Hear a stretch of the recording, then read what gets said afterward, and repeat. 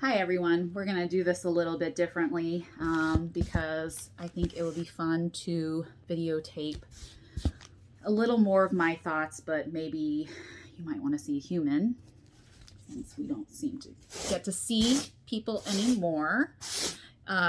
It's really kind of funny because I've had so many comments from people about, oh, this is what you look like. We had no idea. I'm glad that you get to put a face to a name. I love the pin community. You guys have become a new family for me in the past year during COVID, and you've pretty much saved me from being bored out of my gourd, as well as getting me interested in these gorgeous pieces of art that I had been looking for. So yesterday I had put out a question box of if you guys had any questions about anything. Interestingly enough, nothing was about asking me about boards, except one. But feel free to send me questions and I'll try to answer them on a video if you would like to know. So I'm putting velvet on another customer's board right now while we're talking. So one of the questions was, how did I get into pins? So I feel like I'm still a newbie. Even though it feels like also I've been here forever, that's how time is for you. So I got into pins by actually I think I was always destined to find the pin community, and the reason is that I've always loved books, and so I was in the book community, and I'm not really in it currently, which we can talk about. And you know, people are doing bookish pins. Actually, they're doing some bookish pins now. I mean, and Harry Potter counts. Come on, guys. It was a book. But I just really wasn't happy with like the pins I was seeing. And there's nothing wrong with the pins that I was seeing, but I'm extra, like a lot of you. And I just wasn't super happy with, you know, the pins I was showing and owning, and I always ended up, either trading them. Anyone who knows me knows that I pretty much make decisions on pins pretty quickly, and pretty much turn them over. Like I get them in hand, make a decision, and move on. I've gotten a little better at knowing what pins I'm going to keep and what I'm not before I get them in hand, but a lot of times I have to wait in hand. So I don't know if anybody thinks I'm a flipper, but I literally have to see them in hand before I make my final decision. And so I just make that decision really fast most of the time. Sometimes I have to wait and have them on my board for a little while. But usually if I'm thinking about it, that means they're going to go at some point. Anyway, I think I just wanted bigger and more, and I didn't realize that at the time because, most bookish pins are really small and they're really cute and pretty. And, as we all know with a lot of the other companies, things are getting sparklier and shinier. I mean, you just have to look at a Mad Unicorn pin and just go, ooh, it's not the case that they can't be interesting. I think just for me personally, I just needed more than I was getting at the time. So I think my gateway to the pin world was actually Accio Pins. So thank you to everyone who runs that group. I think kudos to a lot of people running it, Vicky and Amy from Weather Wings and Laserbrain and all of those awesome people and companies. But it sort of opened the addiction world for me for pins. But it was always destined. This is the frame that I'm using. Gorgeous, already taken. Sorry. And so it was really easy to slip in. Once I saw my first laser brain pin, like those huge jumbos, particularly the one with the Dementors in the air and the boat going, you all know what I'm talking about, right? I still have that pin, by the way.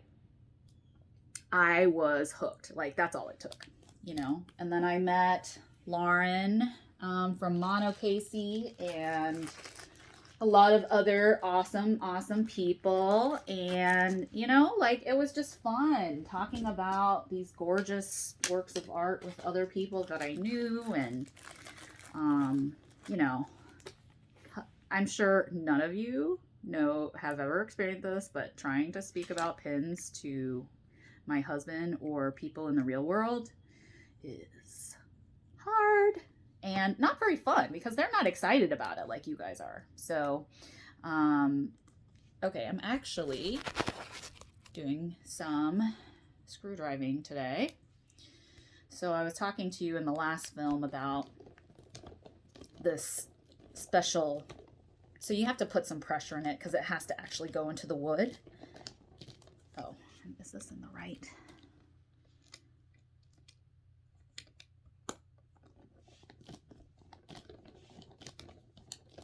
Oh no. So, this has that cool motion. You see, I don't have to turn the screwdriver all the way. And that's really nice because having to turn it 360 over and over again is a pain and kind of hard on your arms. So, basically, I was hooked, and it was very, very quickly I went to the dark side. You all know what I mean. The beginning is very hard for beginners because we have no pins, and hopefully we have money, but we may not. And you just kind of have to spend to get in, right? Really. I mean, and I also said I would only do Harry Potter. That was quickly alive once I saw Designs by Jen pins, which got me hooked, and Poppins Collectibles, which is Harry Potter, but, you know, like a lot of them are bigger pins. But I got into Disney pretty fast because, I mean, how many of we gatewayed from one collection to the next? Pin addict, right? So I then picked up, I think I picked up Pocahontas and Jasmine because, and then Mulan was always there. And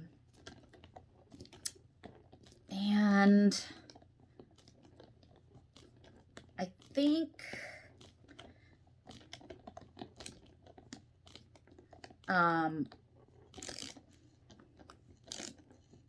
sorry, it takes me a while to get it in far enough so I can do this ratcheting motion. And I think those were my first three. But quickly I realized I was getting in over my head with too much. So I quickly cut my Pocahontas and Jasmine collections. It still kind of hurts because there are such beautiful pins for both, and I am a huge advocate of making collections of women of color.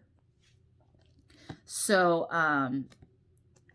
So, you know, I found other ways to do that because there's just so many interests I have that I could only do so many Disney, because I also love a little Ghibli and a little Atla. You guys know what I mean, right? So I kind of had to rein myself in a little bit. So as of now, my collections are mostly, I would say, okay, so I have a Poppins collection, a Poppins collectible collection. I have a Mulan collection. I have a Belle collection. I have a lot of decos. Quite a number of Senshi from Evil Gypsy. She has totally sucked me in with the decos and Senshi, and I know a lot of us are addicted to those. Mona Casey, I'm addicted to her window collection and her profiles of Harry Potter. Pixie's Dust with her Harry Potter profiles. And I will have an Atla collection, and I have a mini Giselle collection and a mini Bo Mouse from Spirited Away collection. So as you can tell, that is a lot. I started with one. Obviously that did not last very long. So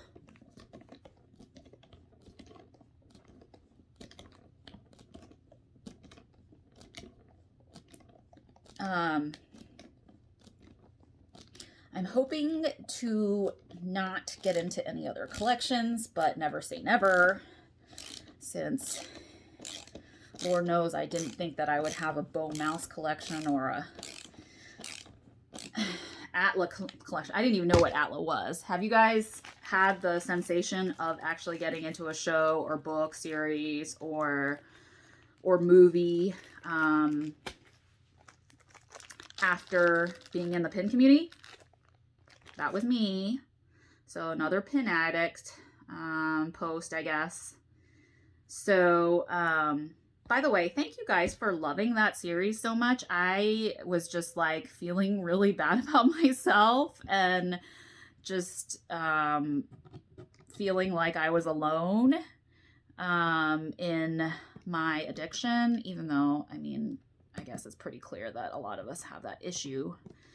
But it just took off, like the board thing too, which I also, if you had told me 2 years ago this is what I would be doing with my life, I would have told you I was crazy, that you were crazy, and I'm crazy.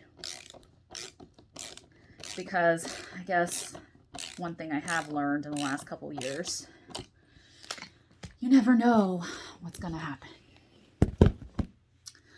I thought I was going to work myself to death, which I guess in a way I worked until my body gave up. But I was definitely quickly killing myself. So my illness in some ways saved me. Oddly enough. I mean, I miss not being able to just walk down the street and not worrying if I have enough energy to get back. But I'm working on it. I'm working on endurance. But I have to do even this kind of stuff sparingly. I'll have to take a break after this board, which is why I can't hold a job, because who's going to hire someone who can only work 10 minutes at a time? Come on, people. That's not going to happen. And, you know, driving wise, I could maybe drive for a couple hours, as you saw. But that would be it. Ooh. Okay, I need to take a break before I finish this board. All right, so what was I talking about? Oh yeah, collections. And so sorry, this was an extremely long answer to that question. But like I said in the last couple of videos, I have one-offs. So I'm definitely getting a Penny Arcades pin, an Elsa pin that I don't collect Elsa.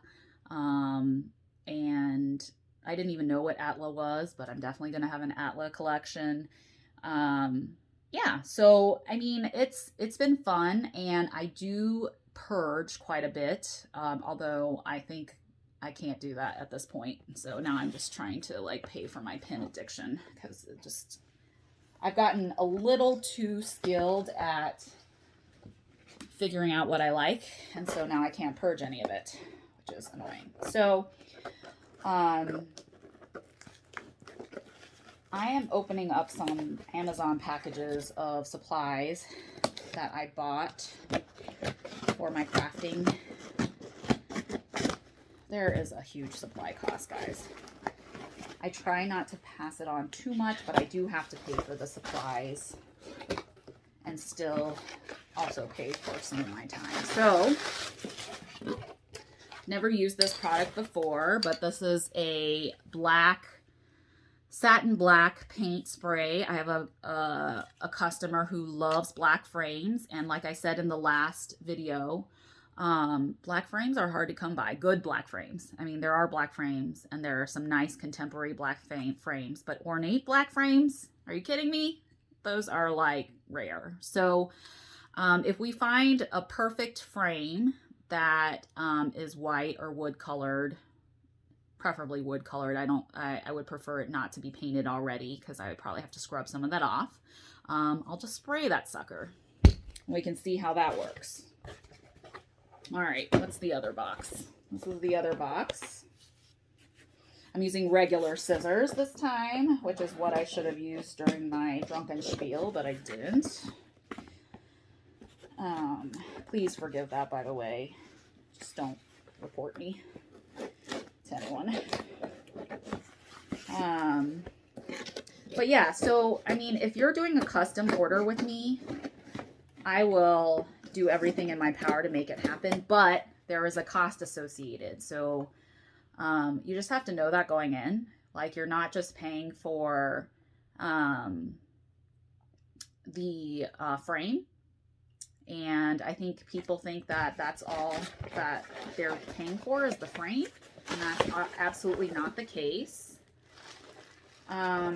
So this is the other thing. Yay! It's my other Super 77 spray. I definitely need that because, dang, the difference in weight in these two is ridiculous. I think I should just get rid of this one because there's hardly anything in it, and literally just aerosol comes out and I'll probably get high on it, which I know would amuse most of you, but I'm gonna try not to do that. Okay, so this one's going in the trash. All right, so also, people who watch these videos, please don't only do that. Do something else with your time too, because,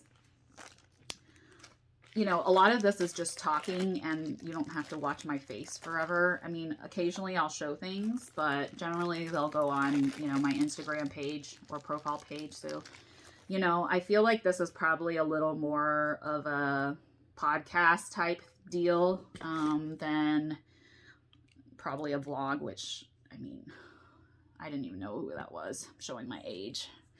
Because I am gonna be over the hill this year. Can you believe it? I certainly can't. That is not happy making at all. So I'm putting the final screw in here. So somebody asked me about ceramic frames, and I have to look more into that because I feel like frames may look ceramic, but they're actually plaster because, as you might imagine, ceramic would break pretty easily if dropped. Not to say that plaster wouldn't break if dropped, but it probably won't, like, kill you or pierce your skin or whatever. Okay, so this is how this bad boy is looking. Gorgeous. So this is the back. This one did not have a back. I'm actually going to keep it like this because I know this one's going to be hung, and it is nice and light, which is good because your enamel pins are going to add a lot of weight. And you don't want this sucker to drop on the ground. So that's something you have to think about. You know, I feel like pin boards have to accomplish a couple of purposes. One, of course, be gorgeous. Two, not distract from the centerpiece of the pins, which is why I generally do solid colors. I only do velvet at this time. If you really want a different fabric on a custom order, we can talk about it. But generally I like solid colors because then it will really make your pins pop. If there's a lot of busyness in the background, at least for me, it distracts me from what I see. You know, there's a lot of really great patterns out there. I am not discounting that. And those who love it, like, go for it, for real. But for me personally, it distracts me from the pins, and I want the pins to be everything. So I try to stick with solid colors, but I am, for a customer, doing I'm going to try to do a very subtle print, so it doesn't distract, but also gives a little interest in the background, hopefully complementing and not taking away from. Boards need to be pretty. They need to be not too distracting as a background and really make your pins pop. So that's why color picking and all of that is important.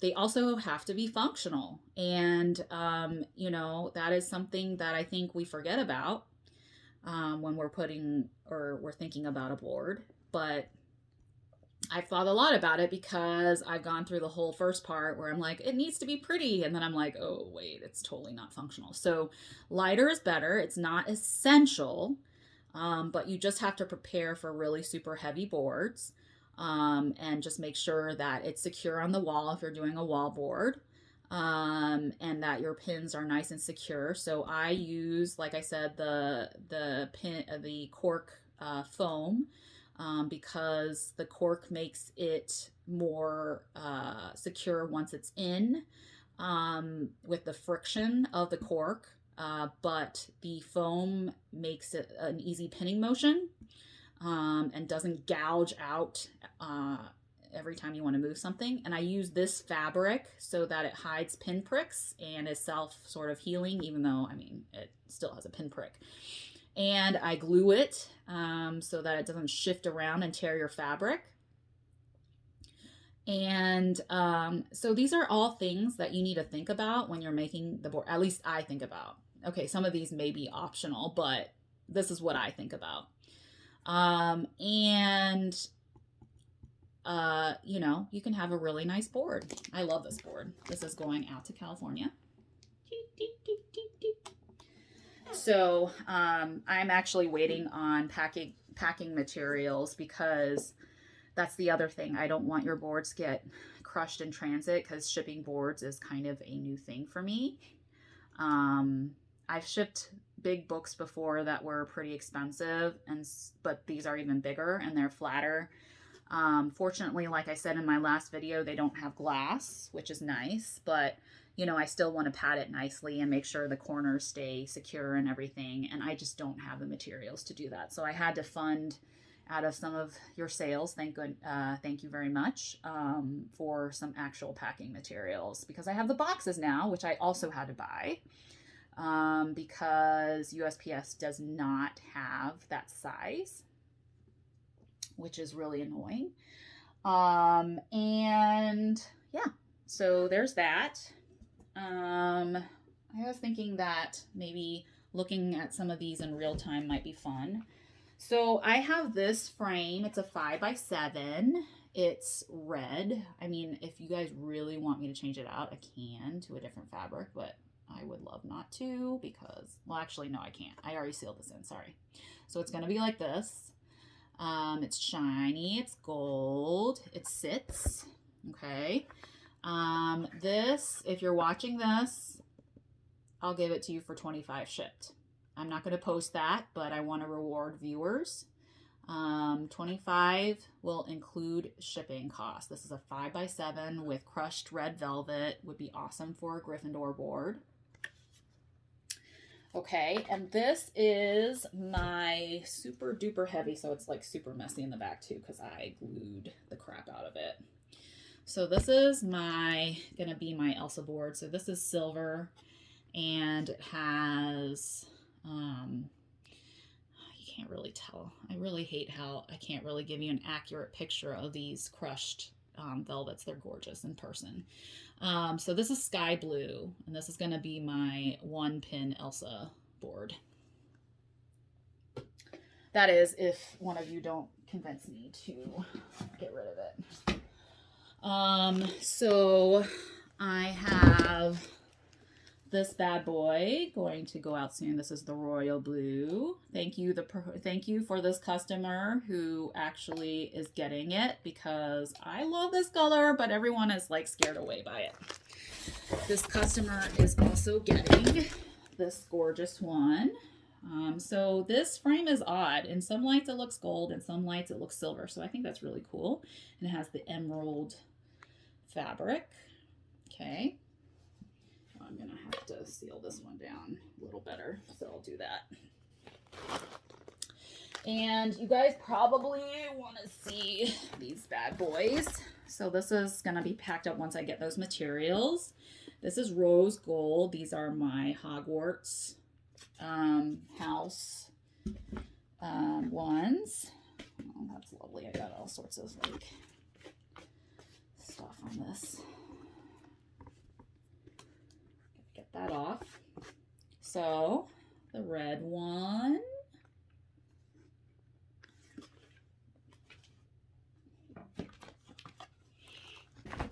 And the green one. And like I said before, this was like, you know, the customer wanted simple, elegant, straight lines, and she loves rose gold. So I made this personalized exactly for her. And that's what I do for you guys. And I know it's annoying that it's more expensive, but you get what you pay for. I will treat you like a queen, king, prince, princess, gender friendly, they. This is the blue. It's midnight colored.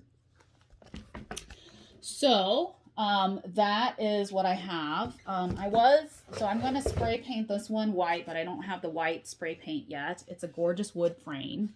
I think someone tried to paint it gold at some point, but it's not complete. So I was either going to spray paint it gold again, or, you know, since it's such a light paint, I think it's fine. I'll just go ahead and do whatever color that she wants, and she wants it in white, which I think will look beautiful. All right, I'm trying to think if I have anything else in here. I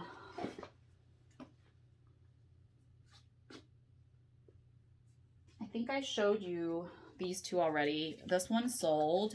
It's a really cool, like, greenish color with some interesting wood color still showing. This will probably be as close to me getting a distressed look, because I like the lines that are showing and they still look clean. I mean, for myself as, like, you know, part of the stock. But I really like that about it. And I think I showed you in the last video, but this is the finished, well, it's not finished actually. I need to glue it on the back. But this is what it's going to look like. So this is purple with gold, which I think is gorgeous.